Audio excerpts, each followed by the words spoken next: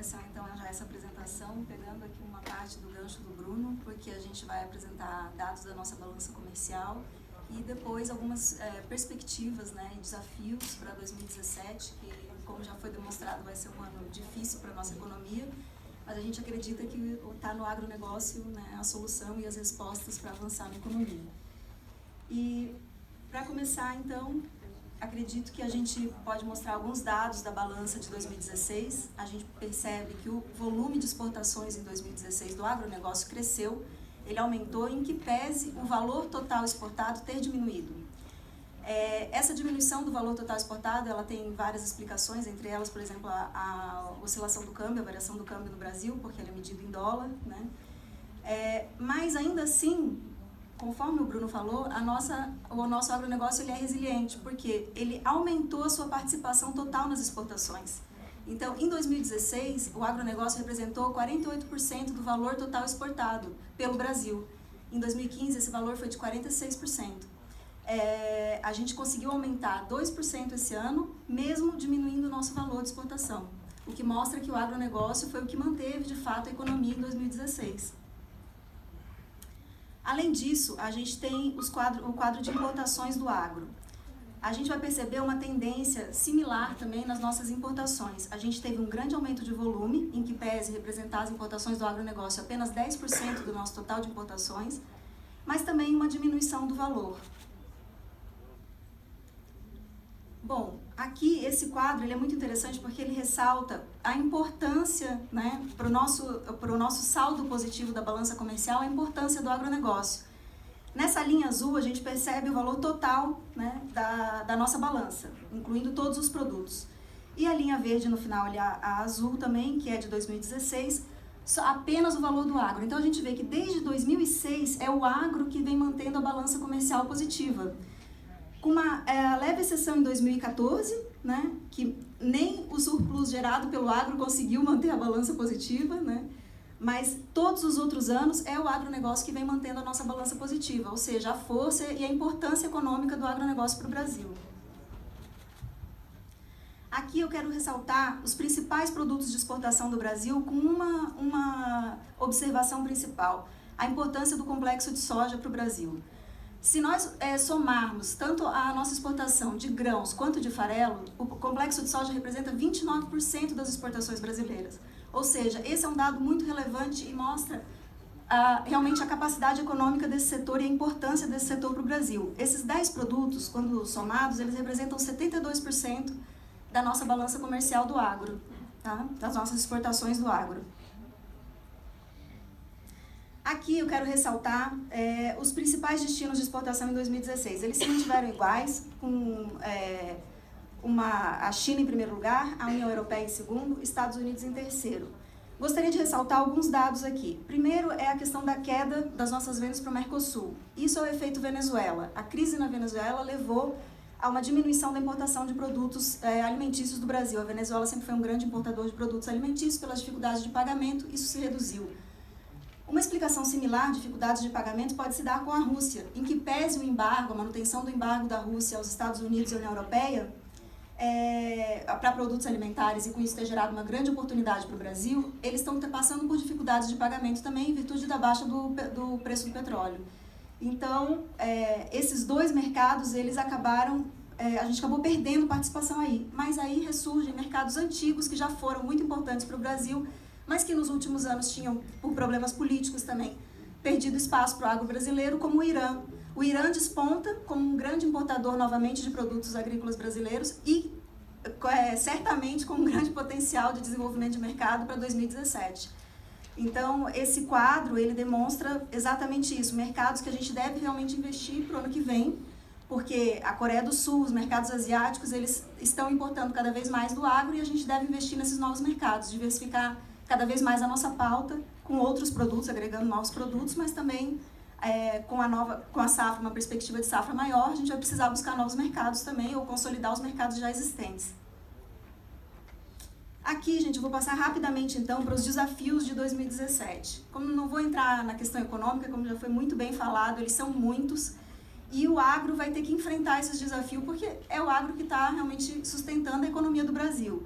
Então, o primeiro desafio é a promoção da imagem do agronegócio, porque de forma injusta o agronegócio vem sofrendo ataques cotidianos, principalmente nos mercados mais consolidados, com relação à sua sustentabilidade, com relação a condições sociais, e esses ataques eles são infundados. O agronegócio brasileiro ele é sustentável e a gente precisa mostrar isso para o mundo, para a gente conseguir agregar valor que o nosso produto de fato tem nas nossas exportações.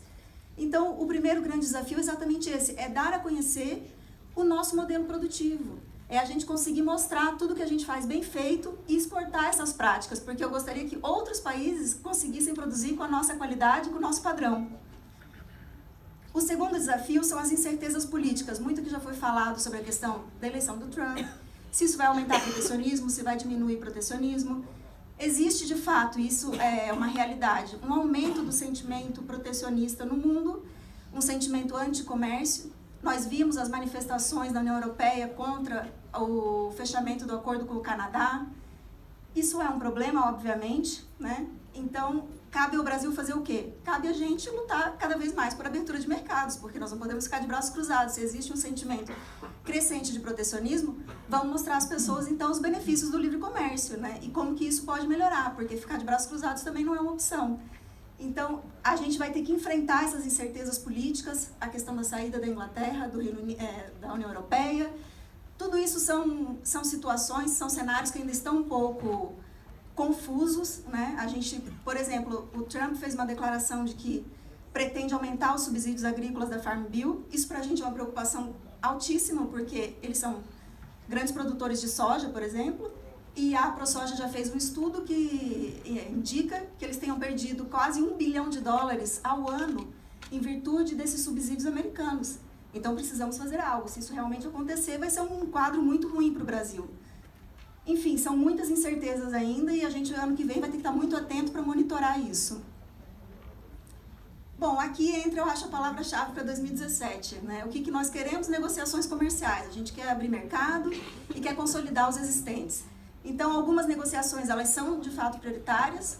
Uma delas é a Conferência Ministerial da OMC, que vai acontecer em Buenos Aires. Essa conferência é muito importante, por quê? Porque uma das negociações que estão, em pauta é exatamente a negociação do acordo agrícola, e essa negociação visa redução de subsídios. Redução de subsídios é primordial para a produção brasileira, porque nós não recebemos subsídios aqui no Brasil, o produtor não recebe, e ele tem que competir com países que dão enormidades de subsídios. Só para vocês terem uma ideia, a União Europeia, em 2015, distribuiu 55 bilhões de euros de subsídios à sua agricultura. Então, vocês imaginem se o produtor brasileiro receber 55 bilhões de euros, o que nós faríamos aqui no Brasil, né? Isso só para cobrir custo de produção, né? Então, olha que coisa. E a gente está competindo com eles no mercado internacional, né? Além disso, a gente prioriza também a negociação com a própria União Europeia. E por quê? Porque quando a gente fala de União Europeia, muita gente pensa, eles têm receio do agro brasileiro, porque o agro brasileiro é muito pujante. É mesmo. Mas a União Europeia, quando fala de União Europeia, a gente tem que lembrar que nós estamos falando do maior exportador de alimentos do mundo. Eles exportaram em 2015 $140 milhões em alimentos, bilhões, desculpa. Nós exportamos cerca de 70, ou seja, nós estamos falando do maior exportador de alimentos do mundo. Nós estamos falando de 2 big players, Mercosul e União Europeia. Ninguém aqui está falando de um conjunto de países que não tem capacidade de negociar com o Brasil no agro. Claro que tem, gente. Eles são grandes produtores. A gente tem uma complementariedade incrível entre o nosso agronegócio e a agroindústria deles e vice-versa. Portanto, a gente acredita que esse é um acordo muito positivo para o Brasil e para o Mercosul de modo geral. Além disso, a gente também está botando bastante foco nas negociações Brasil-México e Brasil-Índia. Essas duas negociações, elas acontecem fora do Mercosul, porque são acordos antigos, a gente está apenas negociando uma ampliação. E essa ampliação, a gente espera que seja para incluir produtos do agro, né? Não dá para falar de negociações comerciais sem incluir agronegócio, que afinal é o produto que mais exporta no Brasil. Né? Então vamos falar as coisas como elas têm que ser ditas. A gente vai ampliar mercados, vai fazer negociações, mas sem agro não tem como. Né? Então essa é a nossa palavra de ordem para o ano que vem, é mais negociações. Né? E por fim, gente, essas negociações elas não são apenas para a criação de acordos de livre comércio, mas a gente precisa de negociações também para redução de barreiras tarifárias, barreiras não tarifárias. Isso é uma grande necessidade. A nossa área, a superintendência, fez um pequeno mapeamento de barreiras que a gente tinha na cabeça, que a gente conhecia, né, para países. A gente conseguiu mapear em uma semana 70 barreiras para 21 mercados. Isso assim, só do que a gente sabia, né? Então, essas barreiras são barreiras que impedem a entrada dos nossos produtos. São problemas sanitários, problemas fitossanitários.